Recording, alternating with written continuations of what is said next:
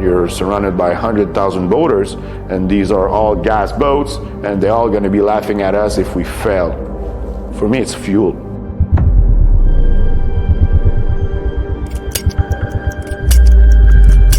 C2, you have a green flag. 42 green, thank you.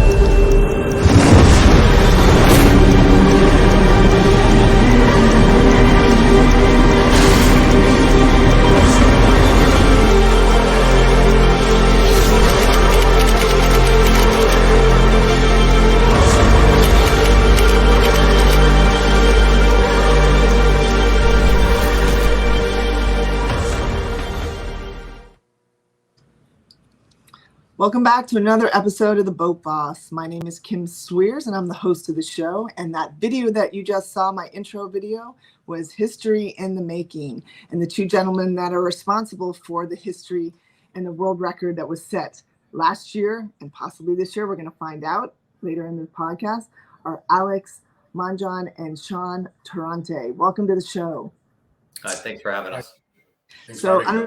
It's an honor to have you both on the show. So Alex, for those of you that don't know, he is, and I'm sure everyone knows Alex, he's the co-founder and the CEO of Vision Marine Technologies. They are a publicly traded company on the NASDAQ under the ticker symbol VMAR.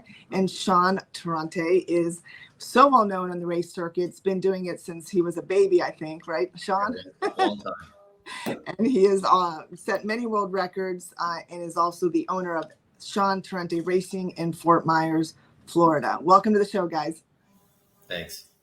So, Shaun, tell me, we have Hurricane Idalia. How did you guys fare out? We got really lucky. It passed off to the west of us. We got very little yesterday. We were supposed to have hurricane effects yesterday, but we were working and we were testing the super stock boats, getting ready for this weekend in St. Pete. So we were actually testing yesterday during the storm, and just worried about the people in the Panhandle. My daughter's up there right now. She's at Florida State. It's her first week of school as a freshman, and she says it's not too bad for her. It's a little bit to the east of her.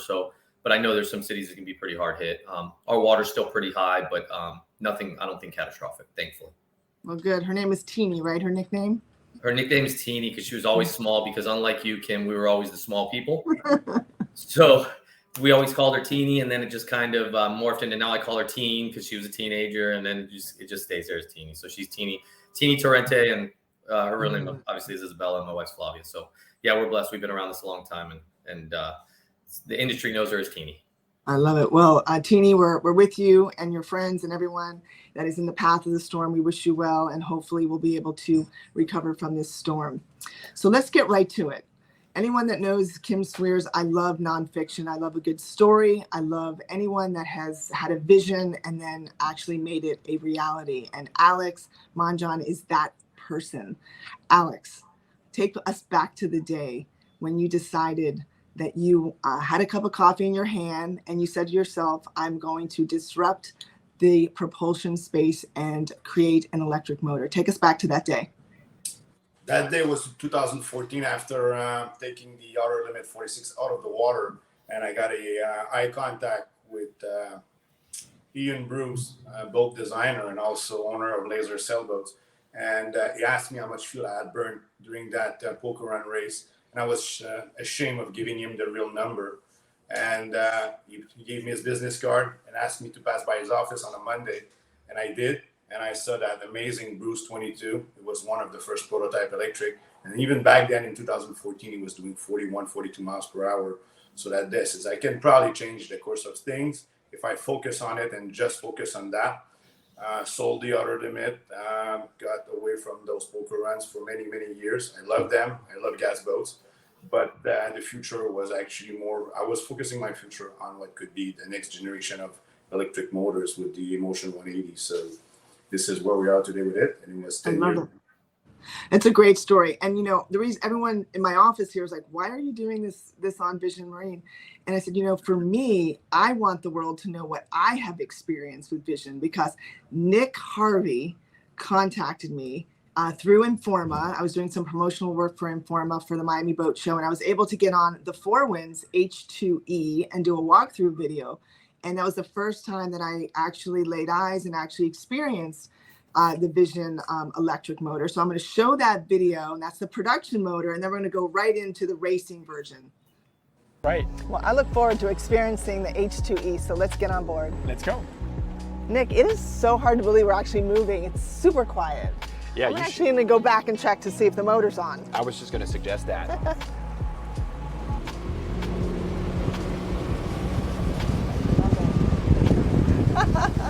This is awesome.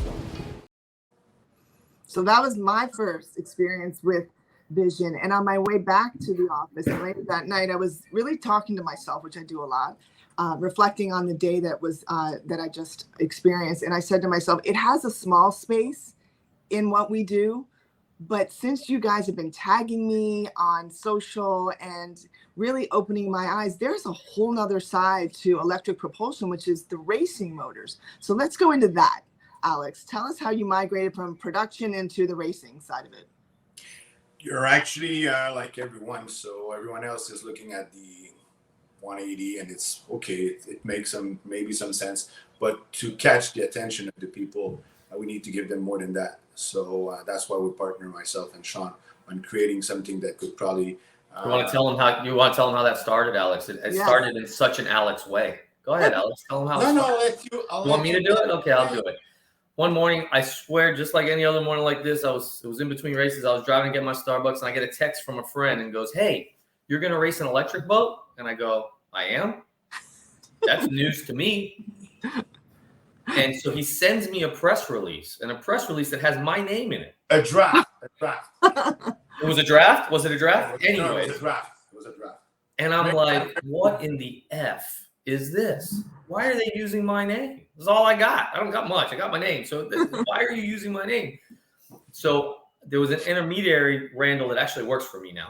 And he had approached me about it a few months earlier, but nothing had really happened. And then, so I call Randall up. I'm like, what the F is this? He's like, oh man, I'm sorry. It's supposed to be a draft. And I don't know how it got out. And Alex, sorry. I said, hey, take it off everything. I'm done. I'm not, if that's the way you work, I'm out. So now go ahead, Alex. Go ahead. How did it go after that?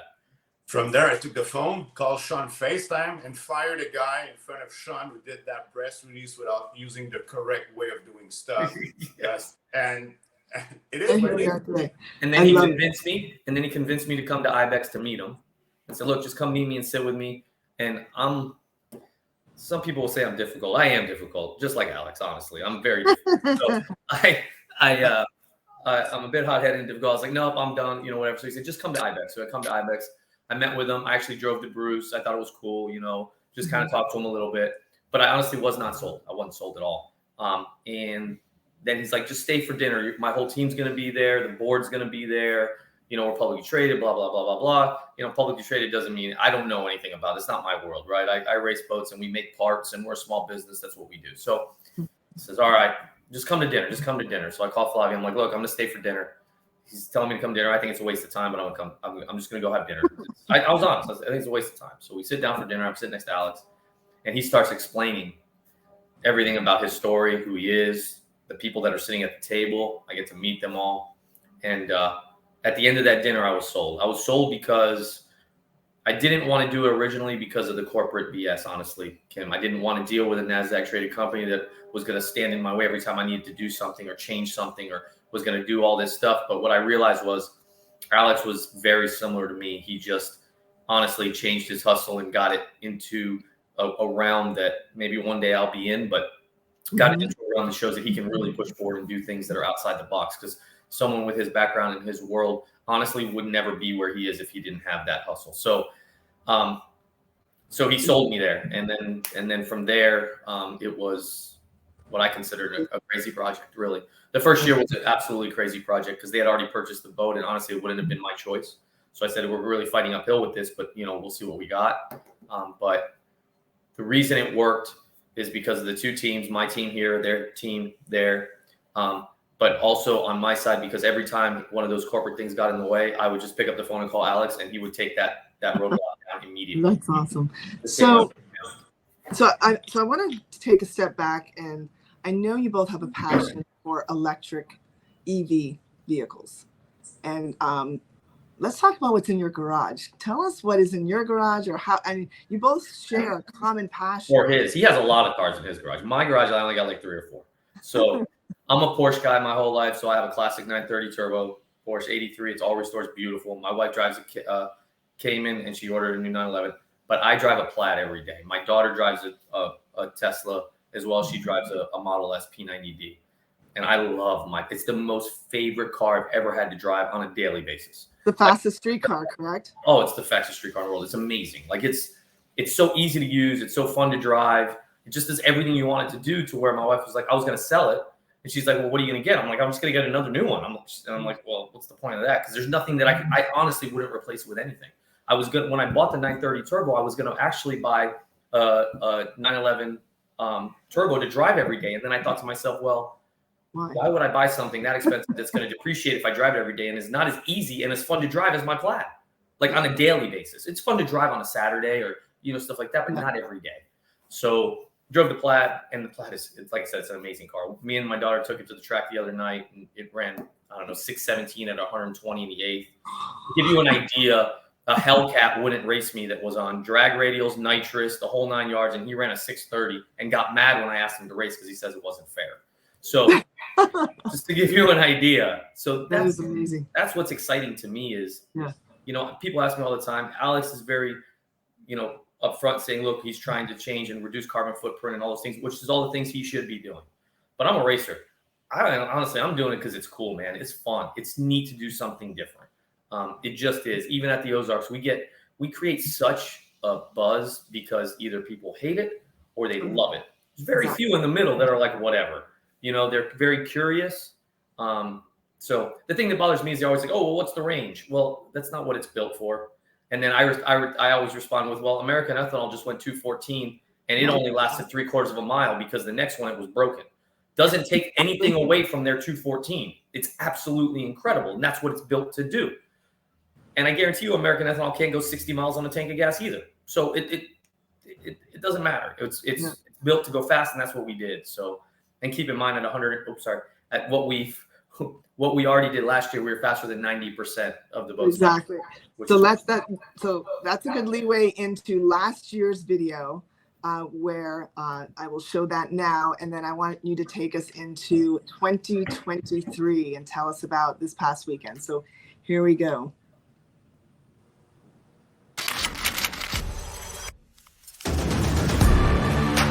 We've set a bunch of records in my life, a lot of speed records. What I've learned over the last 3 years with Vision Marine is if you open your mind to new technology and new ideas, the possibilities are limitless.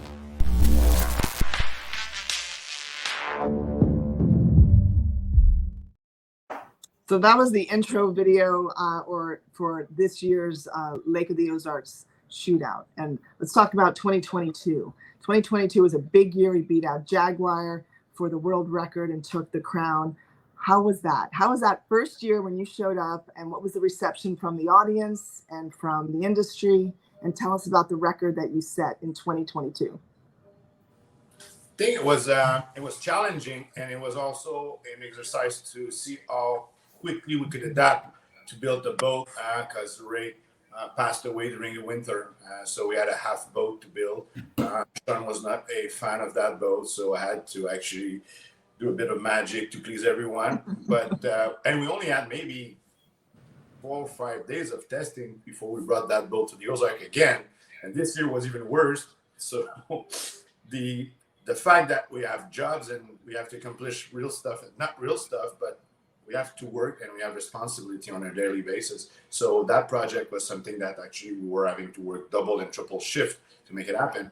But so last year you actually did, what was last year did 109 miles. Last year's 109. And honestly, both years, last year and this year, is a testament to how well the eMotion system works. Because last year's boat and this year's boat, we got very little testing on, and we had zero, Kim. I mean, zero issues mechanically. Okay? Which, you know, you've been around boat racing your whole life. That never happens. You throw something together and stuff doesn't work.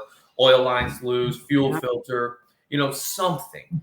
These things, the Hellcat to this day, which we've now had it 2 years, we did some testing over the winter. We've never, ever, ever had a mechanical issue, period, which is, it's incredible. We just test it and run it. Yeah, Shaun is supposed to rig the boat, put the boat in the water, just play with 500 RPM and make sure it's okay. Yeah. Their engineer was like, I just want you to put it in the water the first time last year and just shift it back and forth and make sure everything works, put it back on the trailer, and then we're going to check everything.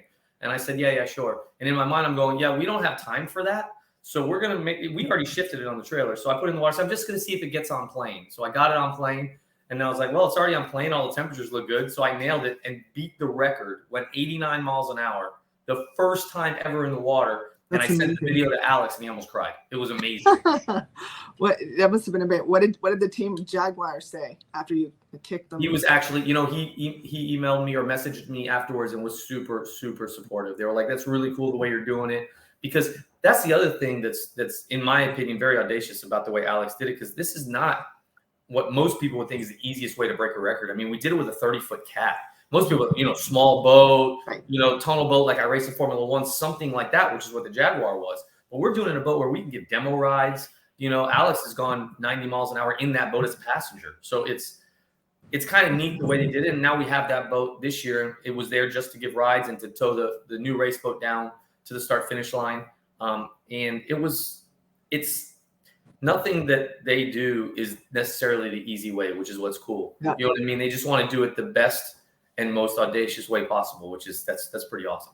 That is awesome. You know, when Alex texts me that this year you broke your own record, and the number that he told me is actually my favorite number. Good. My daughter's if you ask him what her favorite number is, it's 111. And so I found it completely ironic that you guys beat the record at 111. And then when you said you're heading out for your next run, and what was a drum roll? Where did you guys end up? My daughter's favorite number, 116. We're at 116 in the next run, which is amazing. So 116, think about it, a factory 450 Doug Wright, 450 horse motor race boat, you know, that's a competitive race boat that we race against, ran the same number. Think about that. That's amazing. Yeah. Years of testing and rigging and going back to the shop. Us, hours, less than 5 days. That's amazing. And we have, I'm not kidding, Kim, we have probably now, including the runs there, we probably have a total of about 12 minutes on the water of runtime, of testing, because that is the one thing right now that makes it difficult. And one of the reasons, like when the boat's back at my race shop now, we're going to de-rig it because we have a bunch of small things to do and we're working for next year. But I'm actually, because it's the first design of my new race boat is what we're using, I'm going to put our 300R setup on it so that we can work some things out just with a little bit more time right now. You know what I mean? That way we can do it more efficiently, more quickly. That way when we put it back together with the electric stuff and what's coming, it's going to be really, really, really, really exciting. No, it really is. I'll tell you what, it is an answer to a lot of problems in the industry, and I think it's definitely here to stay. I want to go back to the production motor if we could, before we wrap it up, and talk about the future. Before we do that, tell us who the perfect client is for your production motors. Family boat, between 20 to 28 foot.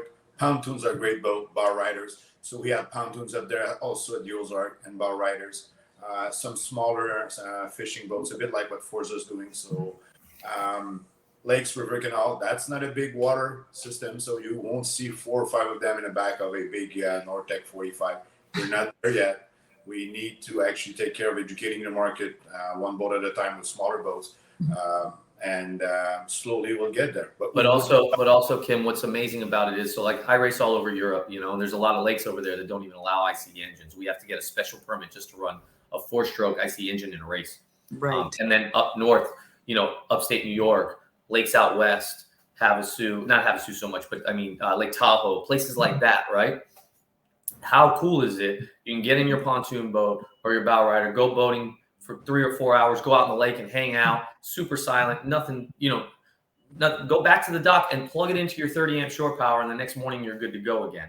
There's no getting jerry cans of jugs of gas to bring it back.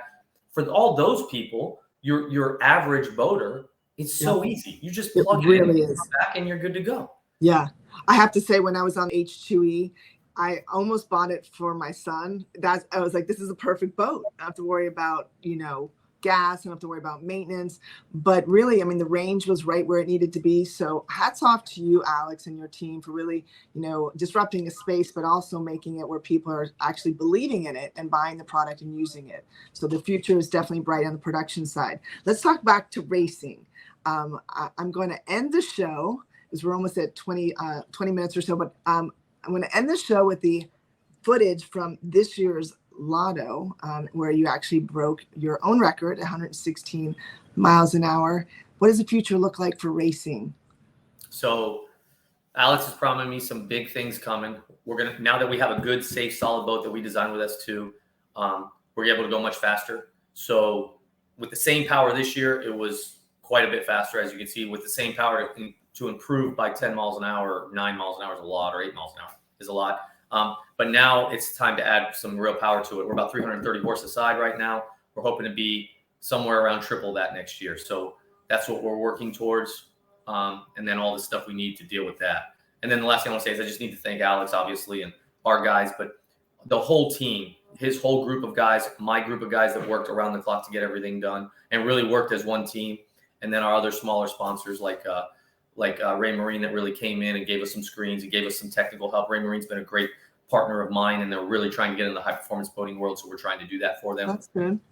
Yep. And then Charleston Composites, who built the boat and did the molds and made the molds themselves. So give them a little bit of shout out. They worked around the clock. They started late, but they barely finished on time. So when I say on time, I mean just enough time to make it to the race. Alex smiles because we've had some heated discussions about this, but thank them for at least the effort and to get it done. So we have the future bright for us. The future is definitely bright for sure. And I'd like to give a shout out now that you're giving tribute to also the team that puts on Lotto. I know it's a philanthropic event that people don't realize. Led by Leah and her husband. They're incredible. So I understand Alex was telling me that over 40 charities are benefiting, over $600,000 raised. It is just an amazing event, and one that I hope to see someday. I've never been, so I hope to see. How is that even possible? I know. It's one of the biggest boating events of the year, and anybody that's never been, that week-long event, if they like high-performance boating, is absolutely incredible. It's just a great event and a great time for everybody. Well, I'm going to close with a quote. This is actually Shaun's quote. If you open your mind to new technology and ideas, the possibilities are limitless. I love your quote. I'm a quote person. They say the two best days of your life are the day you were born and the day you know why. Your why, gentlemen, has been realized. You're living it, and the future will forever be impacted by what you're doing. So your legacy is alive, and it's living, and it will live on forever. And thank you for all you've done to bring disruption to an industry, but it's also a sustainable industry now. So thank you, gentlemen. Thank you, Kim. Thank you for having us. All right, so I look forward to seeing you guys on the water. Maybe I'll pop over and take Shaun Torrente's racing school, right? Is that what you do? We need to do that. My wife might even let you use our MTI for that. We should do that. For sure. I look forward to doing that. And to the audience, please look up Shaun Torrente Racing. Vision Marine also is a great company to consider for your propulsion, and keep an eye on these guys because they are in it to win it. So thanks everyone for another successful podcast. I appreciate you and have a great day.